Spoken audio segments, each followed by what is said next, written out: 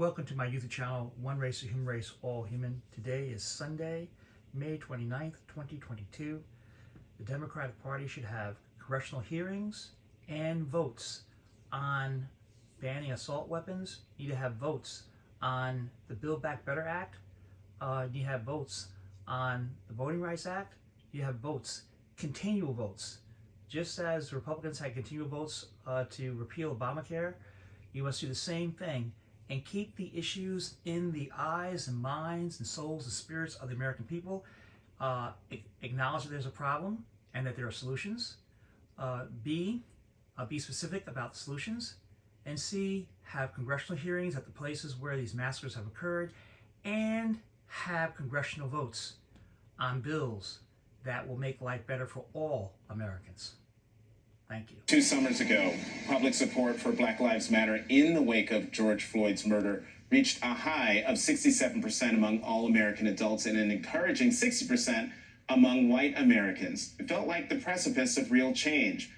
But just 3 months later, in September, support from white Americans dropped to less than half. Now the majority of white Americans disapprove of BLM.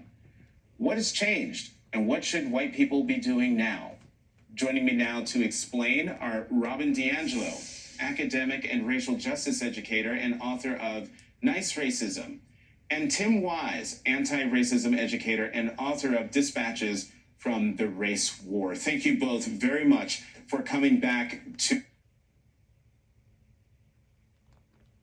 And Tim Wise, anti-racism educator and author of Dispatches from the Race War. Thank you both very much for coming back to the Sunday show. It's been 2 years since the murder of George Floyd kicked off nationwide protests and a surge of white support for criminal justice reform. Why do you think the approval has swung back to disapproval? I'll start with you, Robin. Well, the white racial awakening that was ignited by the events of the summer of 2020 was a critical first step. You can't address a problem that you can't see or you misunderstand, but it is only a first step. And if it isn't sustained through action, then that awareness is functionally meaningless. And unfortunately, the status quo of systemic racism is comfortable for most white people, and that engenders complacency. And then you have the backlash that was also pretty immediate, and that drumbeat of replacement theory and critiques of critical race theory and so on.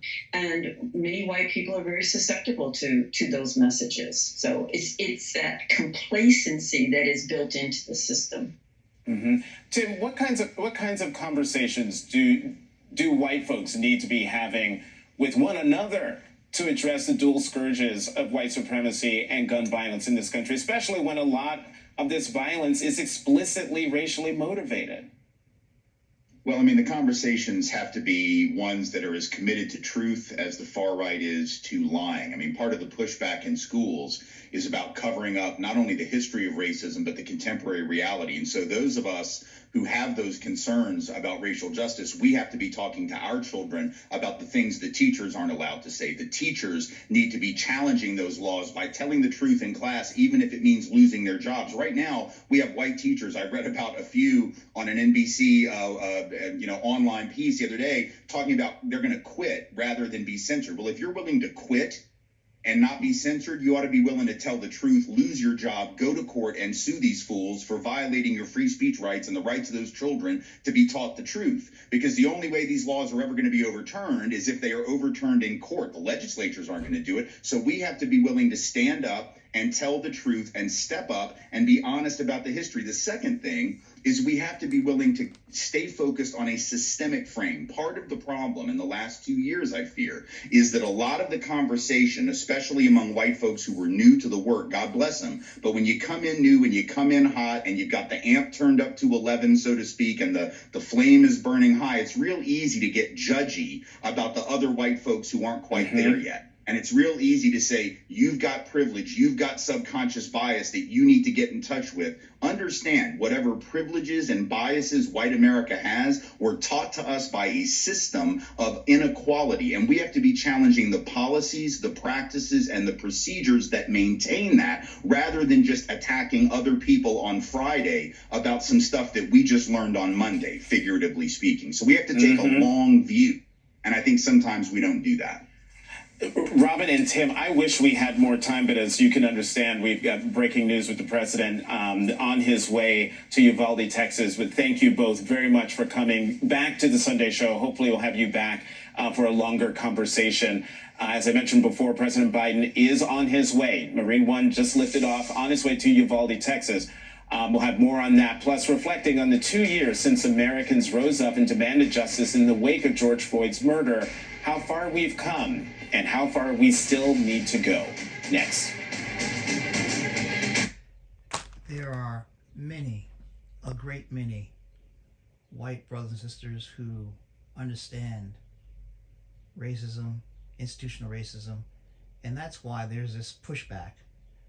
So many understand that there's one race and it's the human race. So many understand that injustices, and also understand the history where whites and blacks and Asians and Latinos have come together to make America better.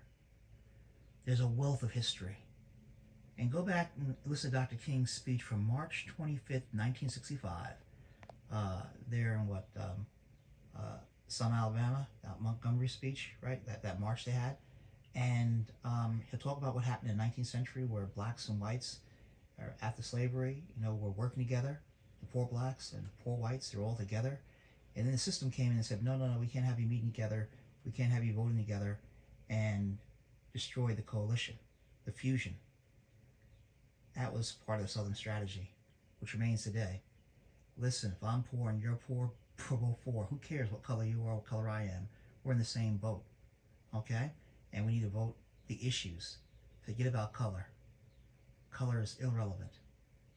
There's one race, the human race. And when it comes to racism, we need to teach agape love, concern, compassion for all people, period. When it comes to this gun violence, there isn't any reason to have AR-15s on the streets of America. That's ridiculous. Go back to the ban that was there before. And teach nonviolence as a way of living. Everyone on this planet has a right to life, liberty, pursuit, and happiness. Thank you for being my YouTube channel, One Race, Human Race, All Human. Today is Sunday, May 29th, 2022.